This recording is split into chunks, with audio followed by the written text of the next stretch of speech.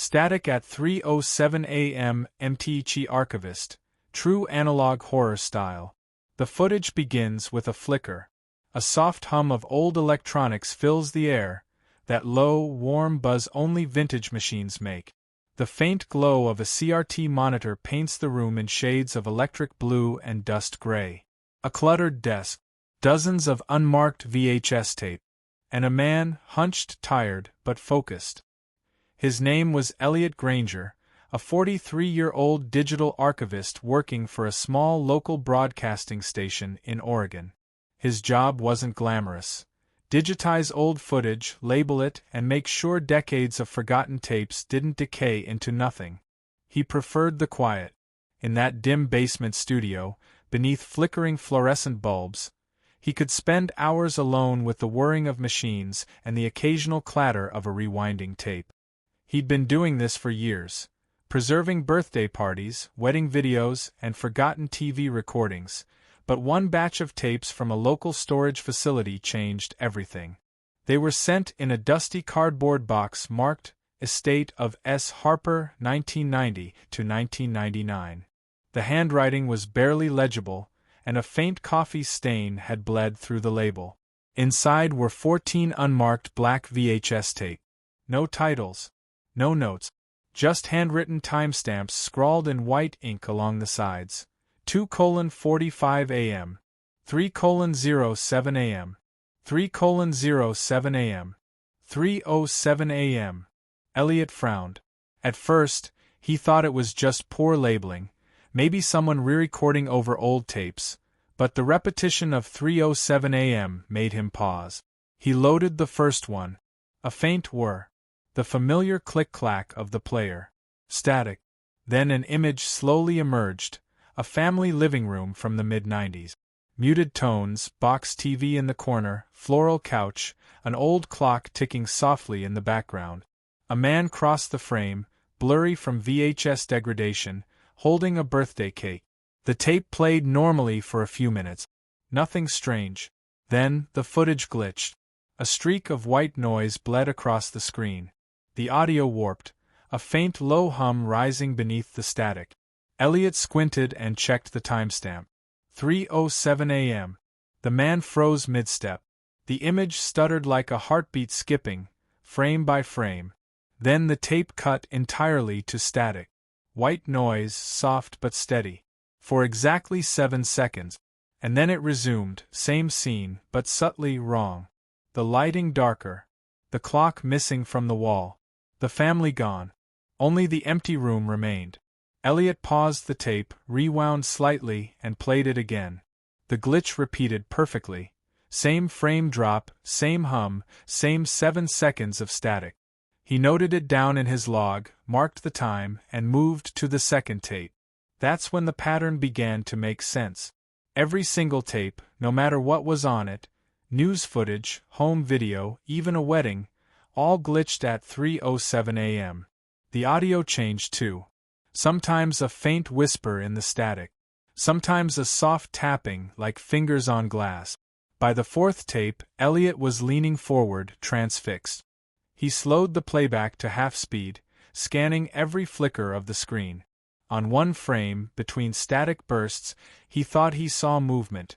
Not from the video's subjects, but within the static itself. A shadow. Barely visible, like someone standing behind the noise, watching through it. He played it again. Nothing. Just gray fuzz. The rational part of his brain blamed signal decay, interference, or electromagnetic damage. Old tapes do strange things. But there was a rhythm to it. A pattern too precise to be random. The 7-second static appeared like clockwork. Identical length, identical frequency, always at 3:07 a.m. When he digitized the fifth tape, the software crashed. A pop-up flashed. Unable to encode frame, invalid timestamp. Elliot frowned. That shouldn't be possible. VHS timecodes didn't include invalid timestamp. He ran it again, and the message reappeared, but this time, below the error text, something new appeared. Frame recorded tomorrow, 3 hours and 7 minutes.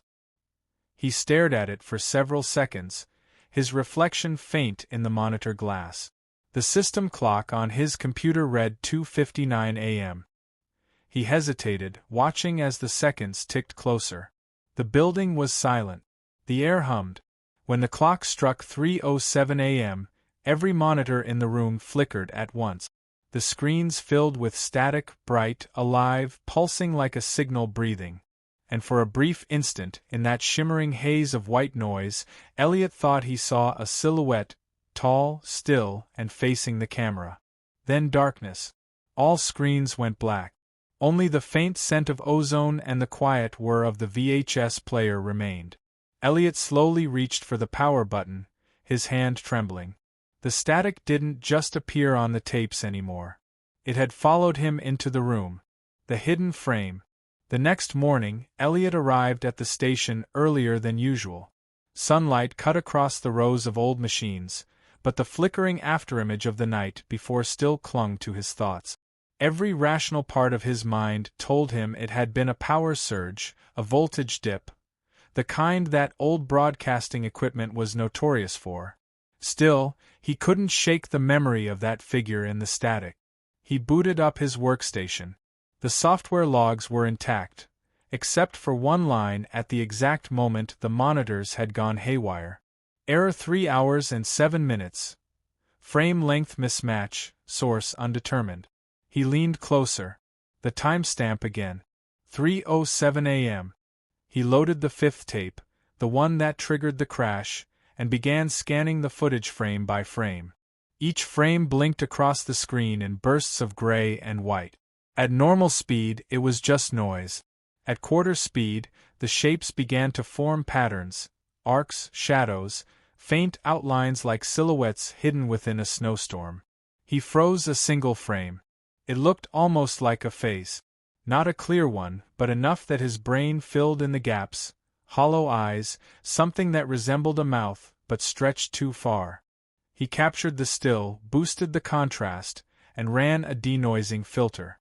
The shapes sharpened slightly, the background faded. There it was again. A humanoid figure standing in what appeared to be a hallway. No context, no motion blur, just stillness and static. He leaned back in his chair. "What the hell?" he whispered. To confirm, he loaded another tape. Same timestamp. Different footage, a wedding reception, people laughing, clinking glasses, until 3:07 a.m. Then, static again. And in that noise another figure. Different posture. Different background. But same presence. He ran comparison software side by side. The frequency spikes within the static were identical. Every glitch shared the same pattern, the same wavelength, as if all the tapes were capturing the same hidden broadcast. He began printing stills. Soon, his desk was covered in half-developed frames, ghostly smears of human shapes and fragmented faces peering through distortion. At first, it looked random. Then he noticed the alignment. Each still, each shadow was facing the same direction, toward the viewer. Elliot turned off the lights and stared at the monitors in the dim blue glow. The hum of machines filled the silence again, steady, hypnotic. He pressed play on the next tape, one marked 3:07 home surveillance. Static. Then a low, rhythmic knocking. 3 tap. Silence. Then 3 more. He muted the audio, thinking it might be interference, but the waveform still pulsed on screen like a heartbeat. He zoomed into one frame. There, barely visible between bursts of static, was a reflection, a distorted version of his own editing room. Same desk. Same monitors. Only the chair was empty. He paused the footage, sweat forming at the base of his neck. Then the frame shifted slightly, and a figure entered the reflection, a tall shadow moving past the desk. Elliot glanced behind him. The real room was empty. His breathing quickened. He replayed the sequence. The shadow moved differently each time, as if reacting to his actions. He slowed it down again, frame by frame by frame. Each playback became more distorted. The static wasn't random anymore. It was responding. He exported the stills into a folder. The file names generated automatically. frame_0307000_1.jpg, frame_0307000_2.jpg, frame_0307000_3.jpg. Then, something strange. The final image labeled itself. frame_0307000_me.jpg. He froze. He hadn't typed that. When he opened it, the photo showed his own face reflected in the CRT screen, taken from the exact angle he was sitting in now. The timestamp on the file? Tomorrow, 3:07 a.m. A chill ran through his body. He unplugged the tape deck, powered down the monitors, and stared at his own reflection in the black screen. The surface still flickered faintly, like static behind the glass. Then, faintly through the turned-off monitor, came a whisper. Soft. Metallic. Almost tender. Keep watching. Elliot stumbled back, knocking over a stack of tape. Every label read the same thing. 3:07 a.m. Every single one. The static wasn't just recorded. It was alive. And it wanted him to keep watching. The tomorrow timestamp. Elliot didn't sleep that night. Every time he closed his eyes, he saw the flicker. The afterimage of that frame_0307000_me.jpg. By morning his hands trembled, his eyes bloodshot. He told himself he would delete everything, wipe the drives, pretend none of it happened. But when he powered on his workstation, the files had rearranged themselves. All folders renamed to one word: tomorrow. Inside were hundreds of duplicates of the same still, his face in the monitor, but with subtle changes. In one, his eyes were closed. In another, his mouth was open as if mid-scream. In a few, he wasn't there at all. He disconnected the hard drive, pulled the plug from the wall, but the screen remained on, running from a power source that wasn't his. At the bottom corner of the display, the time blinked 3:06:52 a.m. 7 seconds to 3:07. He froze.